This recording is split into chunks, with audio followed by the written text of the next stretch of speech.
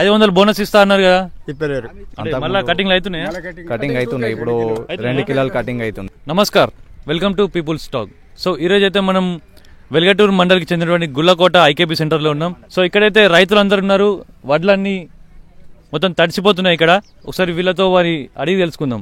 నమస్తే అన్న, మీ పేరన్నా? నా పేరు భూమయ్య. ఓకే, గుల్లకోటేనా మీది? కోటే. ఓకే, ఎట్లా ఉందన్న మరి, కొంటలేరా ఇవి? కొంటారు కానీ వెనక ముందు అట్లే కొంటారు. బారదాని అత్తలే అంటారు, కొద్దిగా టైం పట్టింది, వర్షం కొట్టింది అని తడిచినాయి. మరి ఎట్లా ఇప్పుడు తడిచినా కానీ మరి కొంటారా లేకుంటే మళ్ళీ? అది మాకు తెలియదు, కొంటారా కొనరా మాకు తెలియదు.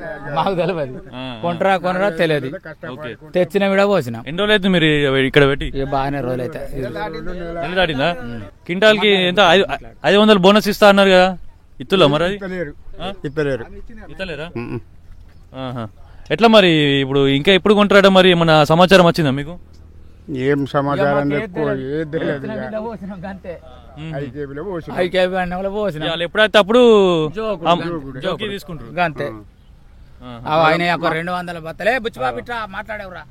సో ఇక్కడ చూడొచ్చు మనమైతే, మొత్తం వీళ్ళ ఒక 200 బస్తాలు ఉన్నాయి, మొత్తం తడిసిపోవడం జరిగింది. సో వీళ్ళు ఆల్రెడీ పెట్టి ఇక్కడ నెల రోజులు దాటిపోయిందంట, 20 రోజులు దాటిపోయింది అని వీళ్ళు అంటున్నారు. అప్పటి నుంచి మరి ఎవరు కూడా కొనడానికి రాలే అని ఇక్కడ వీళ్ళైతే చెప్తున్నారు. ఇక్కడ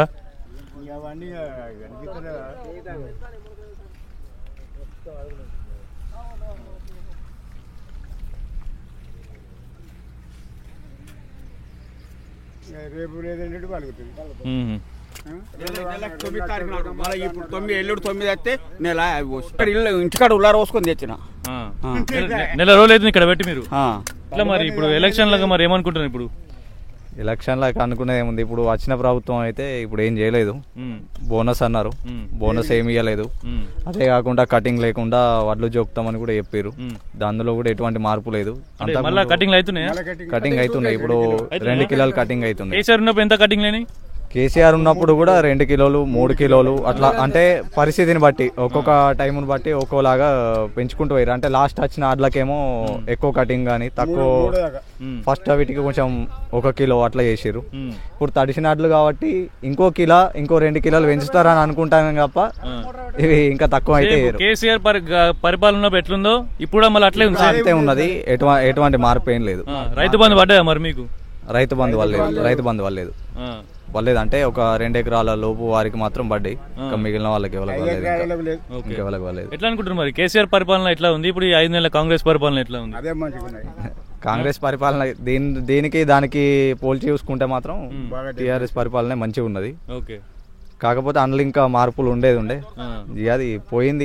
మార్పు కోసం మనం కాంగ్రెస్ ఎన్నుకున్నాం కదా మరి. అని మార్పు కోసం ఎన్నుకున్నాం కరెక్టే, గానీ మరి ఇంకా మార్పు ఫ్రీ బస్సులు మాత్రం వచ్చినాయి కానీ ఇంకా మిగిలిన ఏం రాలే కదా. ఓన్లీ ఒక కరెంటు బిల్లు ఫ్రీ బస్సు తప్ప ఇంకా మిగిలిన ఏం అమలు చేయలే కదా. ఇంకా చాలా చెప్పిండు హామీలు కూడా, కానీ ఒకటి కూడా రాలేదు. సో మరి ఇప్పుడు పెద్దపల్లి ఎంపీగా అభ్యర్థులు ఏమైనా ఐడియా ఉన్నారా మీకు? ఇప్పుడు ఉన్నారు. ఓకే, సో ఎటువైపు మరి వేద్దాం అనుకుంటున్నారు? ఎట్లుంది మరి రైతులందరి మాట? ఒకసారి ఇప్పుడు టీఆర్ఎస్ చూసారు, కాంగ్రెస్ చూసారు కదా. ఇప్పుడు ఒకసారి ఎంపీలను కంపల్సరీ బీజేపీకి గెలిపిస్తే బాగుంటుందని అనుకుంటున్నాం. ఓకే, సో అక్కడ మోదీ రావాలన్నా లేకుంటే మళ్ళీ అక్కడ కూడా కాంగ్రెస్ రావాలన్నా? అక్కడ కాంగ్రెస్ రాకూడదు, మోడీ ఉండాలి. గాలి కొంచెం గాలి కొద్ది గాలి. ఎన్ని రోజులు అవుతుందన్నా మీరు ఇక్కడ పెట్టి? ఎన్ని రోజులు అవుతుంది ఇప్పుడు ఇక్కడ పెట్టిన? ఇప్పుడు 7 రోజులు అయితే నెల అవుతుంది. 7 రోజులు అయితే నెల అవుతుందా? పోయిన నెల 15వ తారీఖు కోసి పొలం కోసి ఇక్కడ పోసి నేర్పి మార్చి వచ్చినాక కుప్ప చేసి పరదలు కప్పించిన. అప్పటి మరి కొననికి రాతలేరు మరి? జోకలేదు, వాళ్ళు అడ్ల సంచులు పోతలే, బారదాని ఉంటలేదు అంటారు, బారదాని ఉంటే వాళ్ళు అమలు లేరు అంటారు. ఇట్లనే ఉన్నాయి. ఇప్పుడు 4 రోజులు అవుతుంది. ఇప్పుడు 4 రోజులు.